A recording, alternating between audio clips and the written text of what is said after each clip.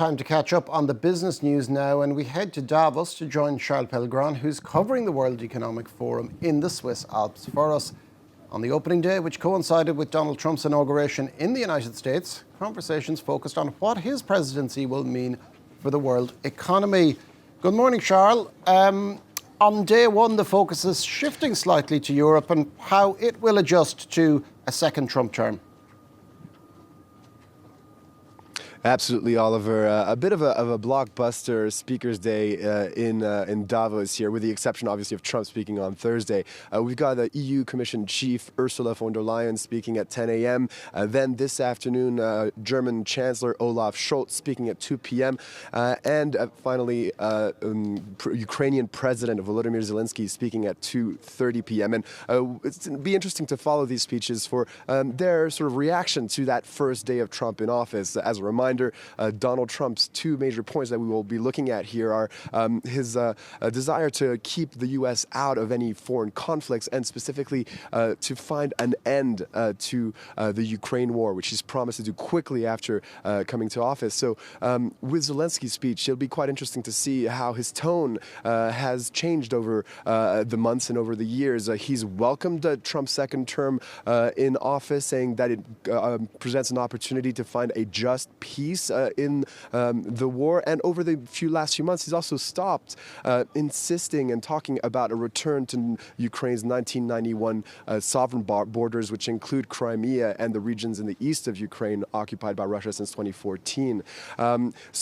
Is there more room for an agreement in that war is the main question here. And what will Ukraine ask for in exchange? And this is where von der Leyen and Scholz come in, because the EU, in the face of the United States being more isolationist, will be the one who'll be on the hook to provide security for the continent and for Ukraine. So can the EU mobilize and band together to find the extraordinary resources together, financial resources to provide Europe security? That's what we'll wait to hear from this Tuesday.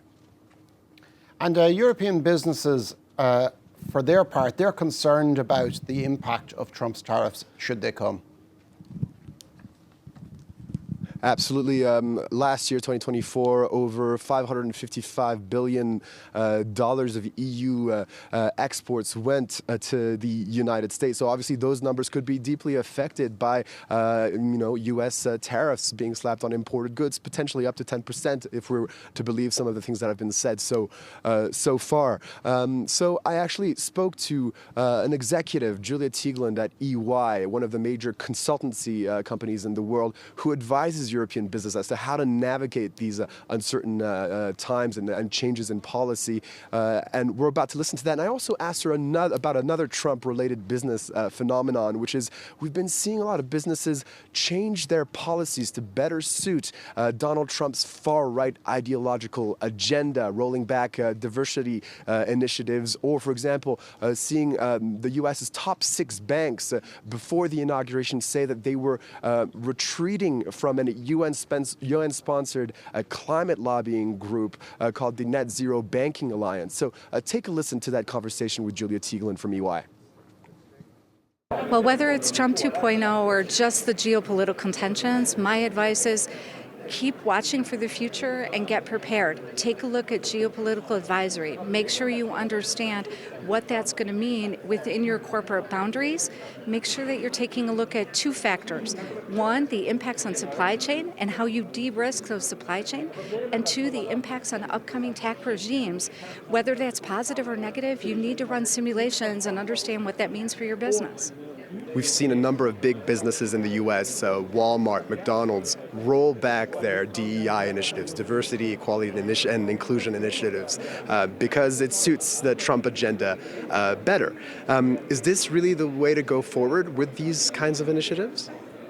Well, I think if you took a wider step, you'd look at the importance of inclusion in business and giving your employees a sense of belonging, a sense of combined culture, a sense that they can actually really do their best to perform and be engaged. And I've got loads of studies that show that driving an inclusive work environment contributes to performance and overall talent attraction. And I believe that's going to be important also in the future, whether you're running a program or not. Keep that front and center in your strategy. So, adapting your policies as a business to fit a particular political agenda is not the right way to go. If the AfD wins in Germany or the National Rally wins in France, businesses in those countries shouldn't necessarily follow policies that suit a far-right agenda?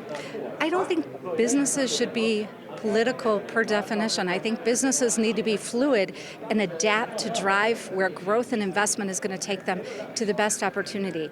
We've seen across Europe some more right policies come into play, and we still see businesses flourish. I'd point to the Italian market as one example where business will find a way to manage and deal with this. But it's going to take leadership to really deliver. So we should never, or what should we expect from businesses to take a stand on some of these politics, or not at all? I'm hoping that business will stay focused on the business environment and driving that growth and be less political, but it's a fact of life that they're going to have to react and take a position when they need to.